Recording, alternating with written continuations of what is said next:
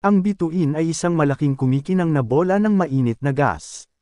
Sa kaibuturan ng core nito, ang mga atom ng hydrogen ay nagdudurog, na bumubuo ng helium at naglalabas ng malaking halaga ng enerhiya na nagpapainit sa gas. Tinatawag itong nuclear fusion, at ito ang dahilan kung bakit kumikinang ang isang bituin. Habang ang mainit na gas ay tumutulak palabas, sinasalungat nito ang papasok na paghila ng grabidad. Ang balanseng ito mga puwersa ang siyang gumagawa ng isang bituin. Pinagsasama-sama nito ang bituin at pinapanatili ito sa isang matatag na temperatura sa halos buong buhay nito. Ang kinang ng bituin ay ginawa ng thermonuclear fusion ng mga atom ng hydrogen sa core ng bituin.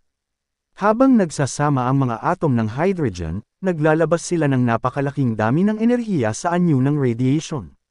Ang radiation na ito ay ibinubugaw mula sa ibabaw ng bituin at umabot sa Earth bilang nakikitang liwanag, na lumilikha ng ningning ng bituin. Dahil napakainit ng mga ito, ang parehong dahilan kung bakit nagbibigay din ng liwanag ang apoy. Ang pinagmumula ng kanilang enerhiya ay mga reaksyong nuklear na nangyayari sa kaloob-looban ng mga bituin. Sa karamihan ng mga bituin, tulad ng ating araw, ang hydrogen ay ginagawang helium, isang proseso na nagbibigay off ang enerhiya na nagpapainit sa bituin. Maraming salamat sa pag-view, share and follow. Di ko po inaasahan ito, ang nais ko lang makatulong at magpasaya. Salamat sa nag-follow.